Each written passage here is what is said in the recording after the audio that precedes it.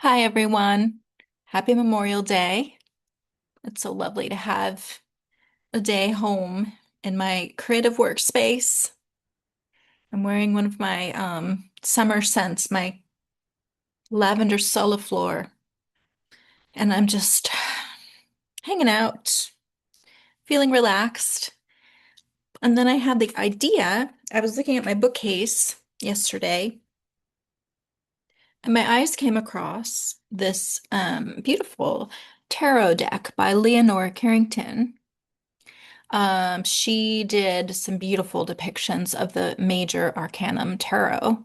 And I thought, well, that would be a really cool way to mention the lady modernist painters who've had a really big influence on me in my life, and to show her deck as like a show and tell, and just a way to do an extra reading.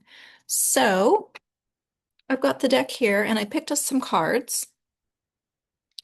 My favorite of all of her cards and my favorite sun out of any tarot deck ever is her depiction of the sun. So I wanted to show this here. Let the sun flash on it for a minute too. It's beautiful. Yeah. It's that horse has the sweetest face. I love the horse's eye, and I love her depiction of the trees and the sun itself, which looks more like a star. It's just beautiful. And then that vibrant splash of red. It's just to me, it's so beautiful. So I just wanted to say a word about the lady modernists, the female modernists. Um, they had a really big impression on me in my 20s and 30s, early 30s. I loved how many of them had one foot in their creativity and the art world, but the other foot was in the world of their spirituality. And those are the painters that really impressed me the most at that time. And I was ravenous for their stories and the way they lived their lives. This also includes Lee Miller, but mostly I was focused on, and I was a graduate art history student at the time. I was focused on Leonore Feeney, and I was writing a thesis actually about Leonore Feeney and Anais Nin. That was kind of my area of focus, but I also was pretty madly in love with Leonora Carrington and Remedios Barros. And they were like the two witchiest of the painters, if you ask me, although Leonore Feeney is a close third in that regard. Um, but I loved reading about how they lived their lives, how they expressed themselves emotionally, how they expressed their identities. And it really was at a very pivotal time in my life. And I just wanted to say how grateful I was to these women artists. And some of them also were writers, or both in the case of Carrington. And I read as much as I could of their contemporary, the women modernist writers. Marguerite Duras was another one who really had a big influence on me and my own creativity. And Anais Nin, like I mentioned, and her writing style, I was one who always kept a journal. And so it was their personal narratives that I just loved so much, and which helped form me into becoming more of myself, which looking back now, as someone who recently discovered I've been neurodivergent my entire life and really needed to have that creative space to be myself and to use my gifts. And I'm so grateful that I've always cultivated my creative gifts, because I think I'd be feeling a bit more lost if I hadn't. And so, yeah, I just wanted to show off this beautiful deck of Carrington's work. And I thought it would be really fun to do it in the form of a card reading, an extra card reading, since I have extra time. So, the first card we got, and the reason these are already pulled is because I'm re-recording. There was a blip, and so I'm re-recording, but I wanted to save the original spread. So, the first card we got was the Chariot, which is a card of us aligning our will with our intuition, as represented by the black and white. creatures there pulling the chariot along. So we are lining up our will and our intuition, and we're moving in a direction that we have chosen and that we are focused on. It's like literally getting in a car and going to a destination of your choice. No shortcuts, no messing around. You are going there.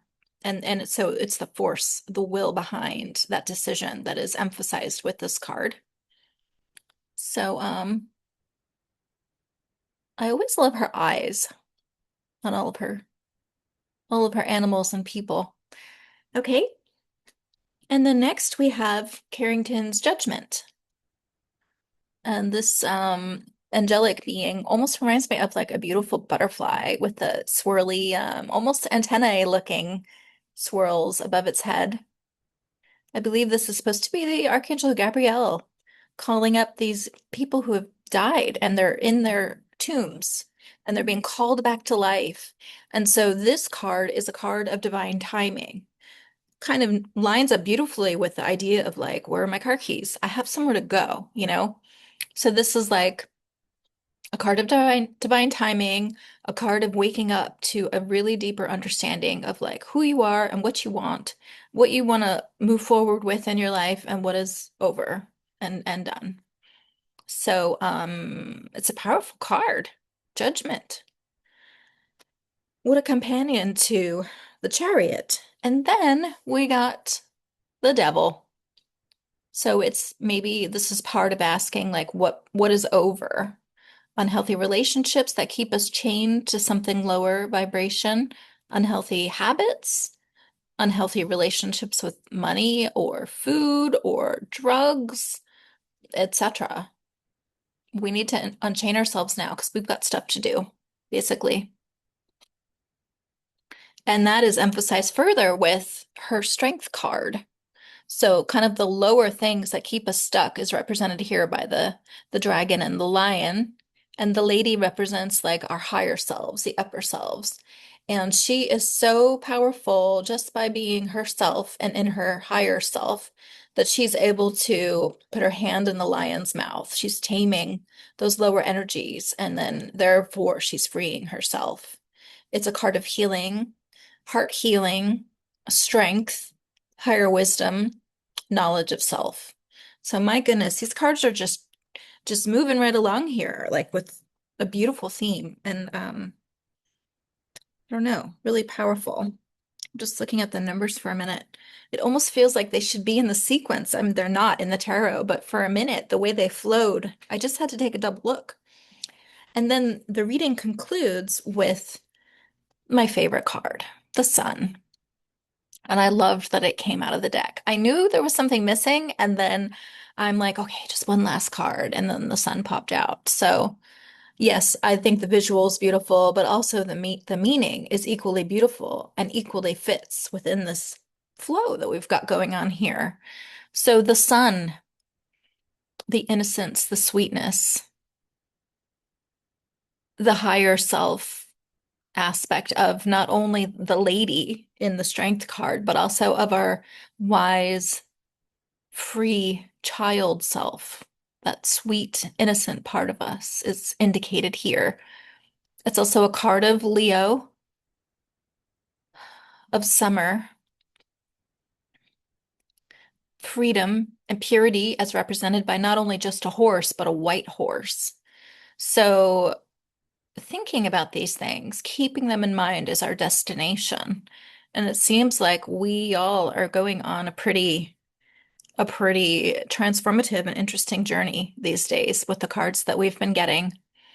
So I'm so glad to introduce you to one of my muses, one of my personal and creative muses, Leonora Carrington. And I'm so delighted to be home in my own creative workspace, puttering around with my little kimono on, just pulling some extra cards because I like it and I wanted to. And I hope this helps. I hope this gives you some food for thought. And I'll be back soon.